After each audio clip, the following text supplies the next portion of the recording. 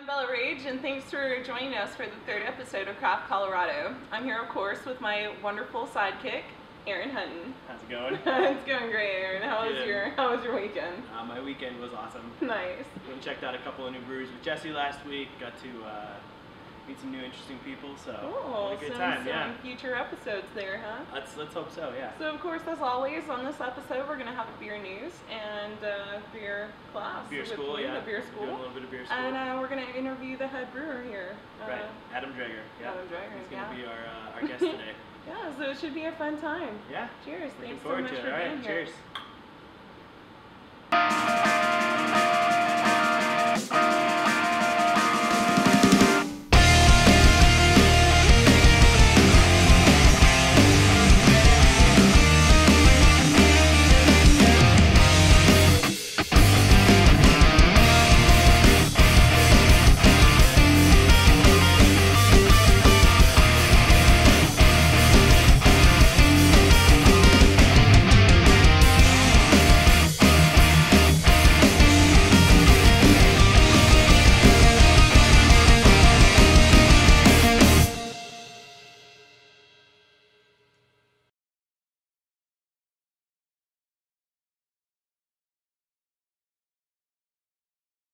This round of beer news.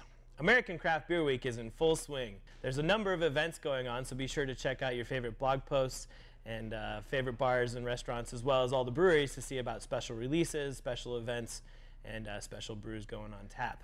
Also this week, there's a number of breweries celebrating their anniversaries. Crystal Springs, Odyssey, Strange, Crabtree, Elevation, Caution East, and Colorado Plus all have anniversaries that either started this week or spilling over into next week. Odyssey, Strange, and Colorado Plus are all having their anniversaries this weekend. Odyssey and Colorado Plus on the 17th. Strange has been doing stuff all week, and then we'll have a few more events rolling through the weekend. Make sure to check out the Colorado Plus website as well as the Odyssey website or Strange website to check out the parties, in addition to the other websites for the other breweries that I mentioned. Also this week, coming up on the 17th, is American Homebrewers Rally. That's going to be held at the Colorado Cider Company from 1 to 4 p.m. So if you're out checking that out, that's another, you're able to, when you're done with that, you'll be able to stop by one of the anniversary parties or one of the other events going on for Colorado Craft Beer Week. And now for other events and news, we're going to cut to Erin. Thanks, Erin.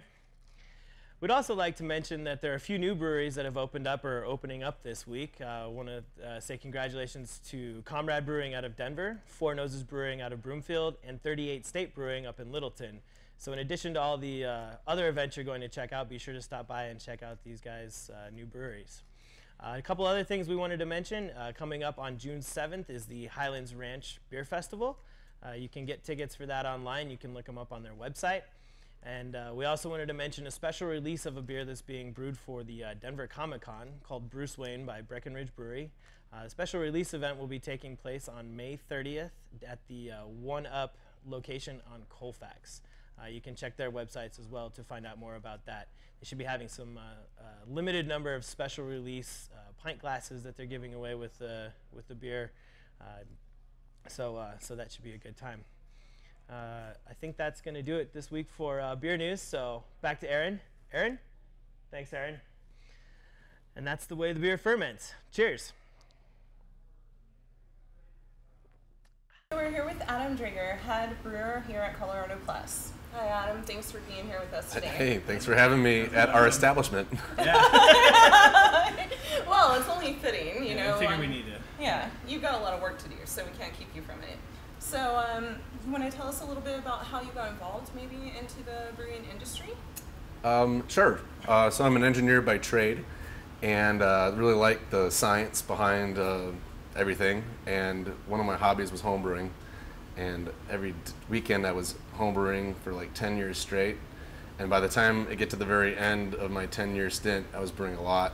And my wife asked me, she says, "You realize that if you were to go professional brewer, you could brew all days of the week and you'd have your weekends free." So that's how I get into professional brewing. Those sound like a plus. Definitely. So you do work here with Erin, actually, and he's your assistant. Yep. Right? So how does that work out well for you guys? great. Aaron's he's a great student, and I love having him help me out. What all does he actually help you with? He's been doing a lot lately. He's brewed his first batch solo, and he's done a bunch of transfers and takes gravity readings and dry hops, and it's all this stuff done, so I don't have to drive all the way over here just to do 1 or 2 tasks. Nice. So how do you think that your actual engineering background does help you with the brewing industry? Well, engineering, and the reason engineers take math is not to be, math whiz. Math is a core fundamentality. I'm going to talk gooder to y'all. Yay. So that you're good at problem solving. It's not good with English, but it's good with problem solving. And so when you're brewing and you don't hit your right temperature, or a pump goes bad, or something breaks, engineering is a great background because you've been designed, you've been trained to be a problem solver. And I think it goes hand in hand with brewing and a technical background that you can fix equipment, you can fix your processes, you can document your processes, and then if something goes awry, you can correct it. I think that's actually a very valid background to have. It does seem like it helps you out tremendously, and I'm sure that they're very grateful to have you here at Colorado Plus as well. Yep. So why don't you tell us a little bit about maybe some of the special brews you're offering right now, or maybe creating for future? Okay, well, I wanted to back up a little bit. I first got hired on the Yak and Yeti, and I was doing that job full time, but it wasn't really 40 hours a week. And when Eugene introduced himself to me, he was looking at starting this place, and he asked me if I would quit my job at Yak and Yeti and be his head brewer here. And I told him flat out no, and he's like, well, why not? I said, because it's not a full-time job. I said, it's kind of a part-time job. I'll keep my job at the Yak and Yeti, and I'll still brew for you if it's okay, that you're not going to be, playing second fiddle to my other boss. Right. And he was okay with that. Nice. So that being said, I brew 7-barrel batches at Yak and Yeti, and over here we got 1-barrel batches, and that allows us to experiment and do a lot more creative things on a nano level. Nice. That's really interesting that he was able to actually pull you from another brewing area. Yeah. You must be very valuable then. Well, he thinks so. What's your opinion on that? Well, as he said, over at the Yak and Yeti, he's brewing a lot more of the traditional styles, IPAs, porters, and here we get to do a lot of crazy stuff. Like use lots of different adjuncts, use lots of different grains, different proportions, stuff that you can't get away with on a 7-barrel because it'd be too much to dump out, and you already have a name stake. And here we have that ability to be very more experimental, creative. Exactly. Does it allow you to, I guess, give more creativity into your brews and actually focus maybe on something a little bit different than something that's already out there? And I'm not positive that some of the stuff we've done's not been done before. I mean, with homebrewers, almost every homebrewer has done something before, but I try to be, absolutely the first in Colorado, maybe absolutely the first commercially viable, and then who knows? I think the cinnamon almond ale might be a complete ultimate original. I don't think any cinnamon almond. Tell me a little bit about that. I don't think any homebrewer has ever stuck those two things together, but it's not impossible. Yeah. 2 years ago, I was visiting my parents for Christmas, and my dad loves candy, and he had a bunch of candy dishes out, and I had one piece of cherry candy in my mouth, and I wasn't done with it, and I grabbed a piece of cinnamon candy and I stuck it in there. Almond is the flavor of artificial cherry candy. So a maraschino cherries is almond extract. I So didn't know that. yeah, No wonder I love them so much. Yeah. Learn So something every day. so almond and cinnamon together give you kind of that cherry cinnamon. You get the heat, you get the sweets, Delicious. and it's a, we call it like a winter warmer. It's a kind of a Christmassy spiced beer. Was that something that you brewed here at Colorado Plus? Yeah, the first 4 beers that we ever brewed was the cinnamon almond. That sounds really delicious, actually. Yeah. Can you tell me a little bit? You said it was an ale. Yep. So what exactly is an ale?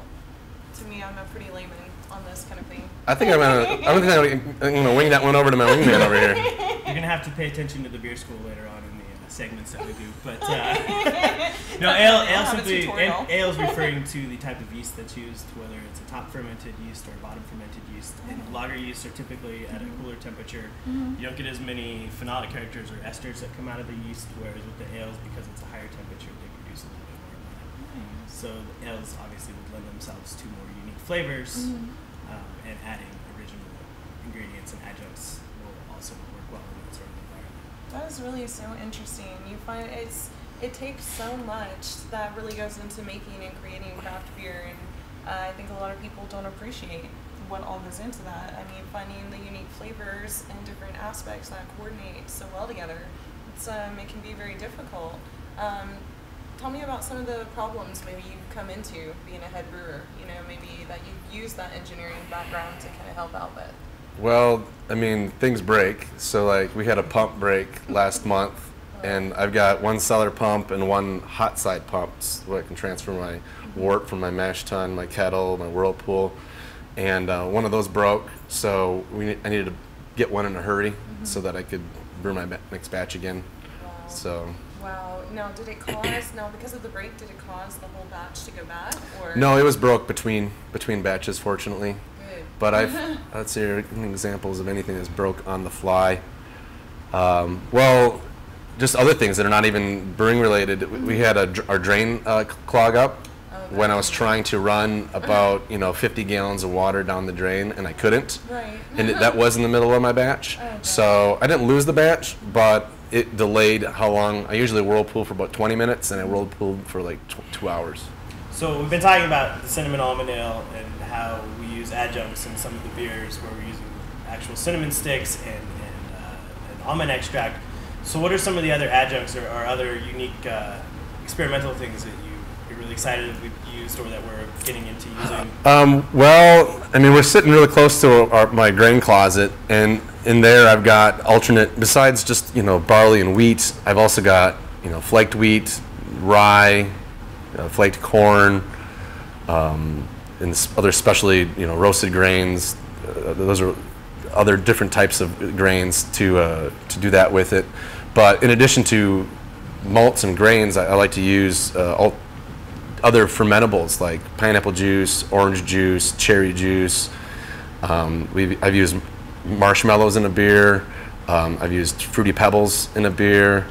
And then a lot of spices like oregano and cinnamon, and so. Wow, that really sounds kind of interesting, like the cherry flavors and pineapple. What exactly did you use that for? The cherry beer is actually in the fermenters right now. It's a Black Forest Cake Ale. I'm doing a collaboration with La Patisserie French Bakery up in Arvada, and they donated some of this leftover cherry juice that they had for their confectioners stuff. And then the pineapple juice I've used in a Hawaiian pizza beer, where we use pineapple juice and hickory smoked malt and oregano to emulate a Hawaiian pizza. Wow, that's really interesting. Now, what would you suggest pairing those two flavors with if you were to eat? I think the beer itself is almost its own food pairing. I'm going to need to pair it with anything. Hawaiian pizza beer pairs perfectly with the Hawaiian. When you have just a chocolate porter, that's kind of okay. It's just a porter. Okay, now we can pair that with something else. But if it's a Hawaiian pizza, it tastes like Hawaiian pizza. I guess you could pair it with Hawaiian pizza. Almost a dessert type beer, something that you would just drink on its own. Yep, just to drink on its own. That's more of a meal type beer. Yeah. The Black Forest Cake would be your dessert beer then. Oh, okay. And you could just have.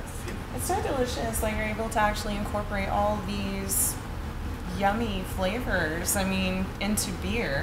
Most people are used to sour or bitter beer when they're So I'm in addition to being a brewer, I'm also a musician, and I get to do my creative side, not just be all techie, engineering, nerd-like. So I can still be very creative. But brewing is also creative. I mean, I can make a Fruity Pebbles beer, and I can make a Black Forest Cake Ale.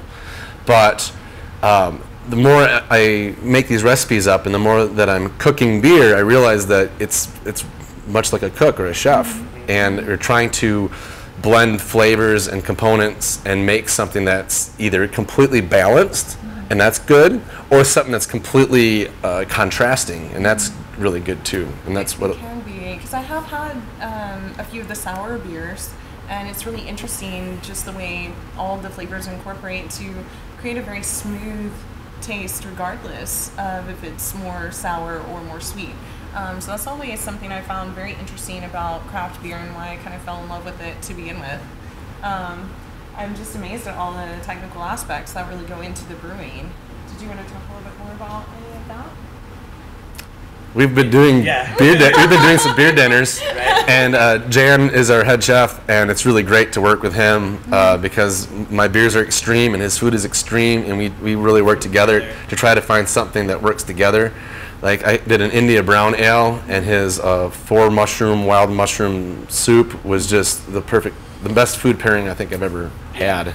I think that's something really interesting about Colorado Plus as well, because you are able to have the chef that's already coordinating with the head brewer to create these fabulous ideas, these great pairings that are already on the menu. So when you come in, it's kind of an open and shut book. There's also not a lot of sour pairings, and we challenged ourselves because I make a sour beer, and we challenged ourselves to try to find the right food to pair with the sour, and it took us like a month, and we tried several different things, and until we finally landed on a raspberry crisp, and you get the sour tartness and the sweet, and it was almost like gooey in your mouth, it like coated your mouth completely, but then the scrubbing sourness from the sour was a great contrast and complement at the same time. That's interesting. What all goes into making that? What ingredients and things would you use for that? For the sour? The sour is a very simple beer. It's only got like 2 different malts, almost no hops, just enough, but it's a Berliner Weiss. It's a traditional sour beer from Germany, and they call it a clean sour because it is just used lactobacillus bacteria. And whereas the dirty sours use Brettanomyces and Pediococcus and Lactobacillus and Saccharomyces, so they're very complex and they get sick and dirty and barnyardy and all funky, very funky. Whereas a Berliner Weiss is not funky; it's just tart and sour. It's like the lemonade of beers. So, what's your most popular beer here? One of my first original 4 lineup was a double IPA that we called Bitter Off Dead.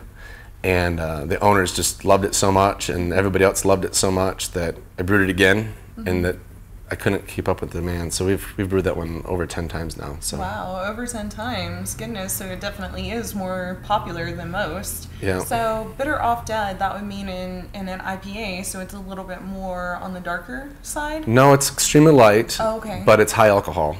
So it's a double IPA. It's got 9.3% alcohol and over 120 calculated IBUs. Wow. Technically, you can't have more than 100 that are absorbed into the beer. It's a super saturated solution, but the recipe was calculated to have a lot. Yeah, well that's good, and that's why obviously it's a really popular blend. Plus the name, you really can't go wrong. I mean, you guys are really creative with the names, I have to admit. So Adam, we've got our anniversary coming up on May 17th. We got any other secrets up our sleeves that we're going to be releasing for anybody, or anything special? We got some stuff coming up. So when I knew that the anniversary was coming up, I decided to rebrew the original 4 lineup. So we're going to have that Bitter Off Dead, the Undead Red is a Belgian style red, the Dead Kaiser, which is the Berliner Weiss, and that Cinnamon Almond Ale. So the cinnamon almond's the only one without the dead in the name, huh? Yeah, everything's got dead in it. We were going for a theme here. It is. I love zombies. I love zombies, and given the opportunity, I always try to name a beer with kind of a zombie, undead sort of theme. Right. But with the cinnamon almond ale, I could have named it something crazy like Blood and Guts, but I wanted just to call it that because it's so iconic. Right. And in addition to those original 4, I've been saving a 6-still keg of every batch I've done since January 1st. And so we're going to have hopefully about 16 beers on tap. Wow, and that's going to be May 17th. So everybody mark their calendars, make sure you're here, because it's going to be a party you're not going to want to miss. So why don't you go ahead and tell us about some of the other more creative beers that you've created? Some of the more memorable ones were Monkey Brains, which was an imperial milk stout that I used Hefeweizen yeast, and Hefeweizen yeast gives a banana ester, so you kind of had the the milky, you had the banana, you had the dark, and it was imperialized, so it was nice and big. We had the Stay Puffed marshmallow beer with I put in toasted marshmallows right into the boil kettle. Wow. We've had, boy, I'm just drawing blanks here. We've had a lot of good ones. Little Orange Hunt Annie had like 5 gallons of orange juice and 12 pounds of honey. Wow. So you got to taste the orange juice really well. You got to taste the honey really well. That was one of my favorites, actually. That sounds really delicious. I love oranges. Did we mention the Fruity Pebbles beer yet? No. So Fruity Pebbles are made from rice and flavorings and sugar. That's what like barley is, right? Yeah. It's pretty much barley and sugar and flavoring. So I put that right in the mash, and not artificial flavoring. Yeah, not artificial flavorings. Don't give up. And we did that with it, and so that was kind of a fruity Belgian style beer. Nice. That was kind of interesting. Will that be one of the ones that's actually going to be up? No, that one ran out. That was before January 1st, unfortunately. But what else did we do? Oh, I've been playing with one of our chefs. Does a lot of smoking. Not like this smoking, but like he smokes barbecue. Yeah, barbecue smoking. This is Colorado though. So I had him smoke me up the hickory smoked malt for the Hawaiian pizza. I had him smoke me up some Citra hops using apricot, cherry, and some other fruit wood, and we used that into a beer. So that was pretty neat. I believe it's peachwood, wasn't it? No, he wanted to get peachwood. We couldn't get peachwood, so we'll do that again next time if we can get some peachwood. Yeah. So as you can see, we like to experiment with a lot of these creative. Very much so. I can see why this place is very popular because of that. That aspect. It's very hard to find such creativity just out there. Especially in the beer world, I guess. But this is Colorado. There's a lot of competition too. Yeah, I just tell people on a small batch it's low risk. If I wanted to make a garlic onion beer, we could probably do that. Nobody would drink a full glass, but I think everybody would want to try a 4-ounce sample. Yeah. Pretty much, yeah. Everybody will at least want to try. So what did you actually bring for us to drink today? We brought the Dead Kaiser sour beer. Okay. It's the original 4. One of the original 4. It's a very low alcohol beer. It's like 3%. 3 to 3. This batch I think came in a little higher, and it's just very tart, very sour, very crisp, and so should we pour? Yeah, definitely. Let's go ahead and try this. I'm interested.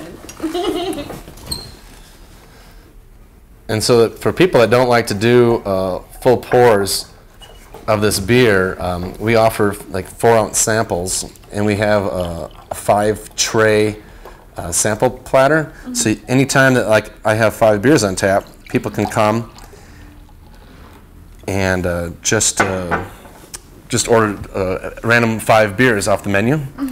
And so it's a really good way to I don't want to drink a full glass of the sour. I want to try a bunch of different things.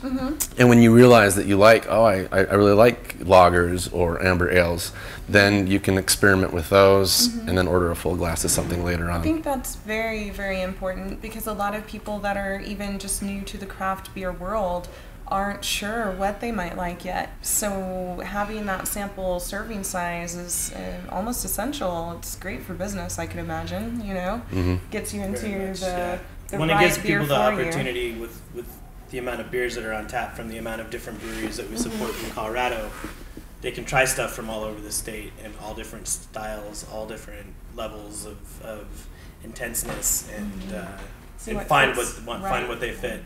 Yeah. Find what fits their personality. Definitely. Well, let's give this a try. What do you think? So you first smell it, and you can definitely smell it's got the lacto. Yeah, definitely. All right. You can smell the wheat. Because there's not much hops in this, so you're really getting mostly the fermented grains and that lacto sourness. My mouth is watering just smelling this. It's pretty awesome.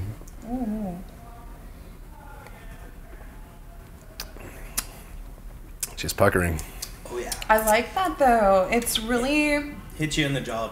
Just a little bit, just the right amount of little tanginess to it, so you're not distaste completely. And Americans that like sours tend to love sours, and we like it as sour as we can get it, and we like to drink it plain. But this is a traditional German style, and what they'll do is they'll add a syrup, like a Missus. How do you pronounce that? This That frankincense? doesn't sound right. Mit Schuss. Oh, mit Schuss.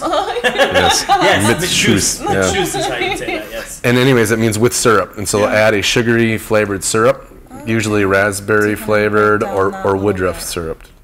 Mit Schuss, just as an interesting side note, can also mean just a shot. Because when you go to like a Christkindlmarkt and you get a hot mulled wine, with mit Schuss means With the shot. rum. Oh, okay. So it's referring to adding a shot of something to another. Okay, so you're adding a Or- shot of the syrup. Yeah, essentially. Okay. That's more what they're Do you know saying. the Christkindl? So we do offer that. We do offer that as an alternative too. And I've traditionally have always liked it very, very sour plain. And the last time I made this, I actually did it mit Schuss, and I enjoyed it. Yeah. I mean, yeah, it sounds interesting. Very but complex. Gave it another level. Yeah, definitely. But the way it's blended right now, that smooth factor, it very smooth. So something this scrubbing and sour might go really well with very savory, fatty foods, because you'll eat something that really maybe like ribs. You're eating ribs, Salt, kind of. and this would scrub your mouth, and then you can get the ribs again. Opposed to your mouth's coated, you take a second bite, and you're really not tasting the second bite. You're tasting what's left over from the first bite because your mouth's coated. This would scrub your palate clean, and you can kind of reset, and you'll have a better dining experience. I like that. Very interesting. I like this blend. Well, thanks for coming on today, Adam. And Thanks for having me. man. Yeah, thank Yeah. you very much. Prost. Appreciate it.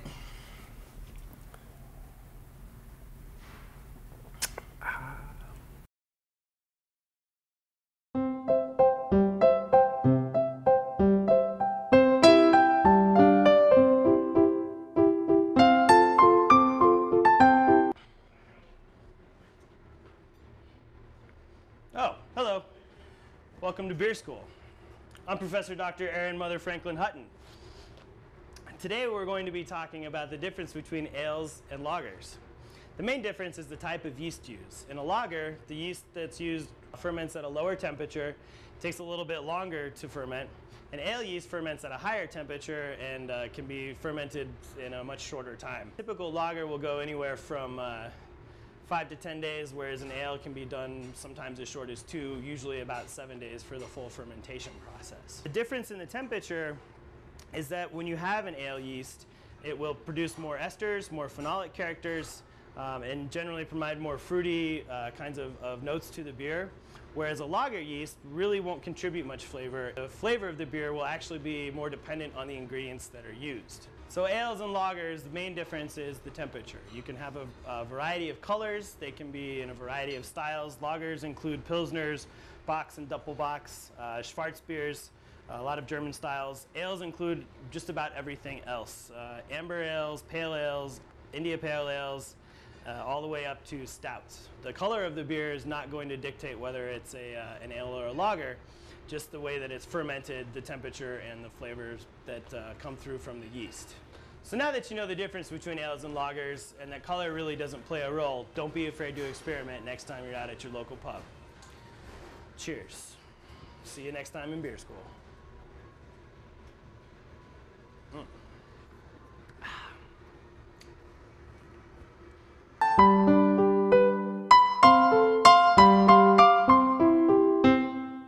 Thank you for joining us today. I hope you guys learned something. Did you have a good time today, Bella? I always have a great time. Awesome. All right, well, we want to say thank you to the viewers, of course, to Colorado Plus for hosting us and letting us film here. We also want to say thanks to Adam Draeger for coming on and letting us interview him about his unique beers. Don't forget you can check us out on social media. We're also available on iTunes. Have a good one. Cheers.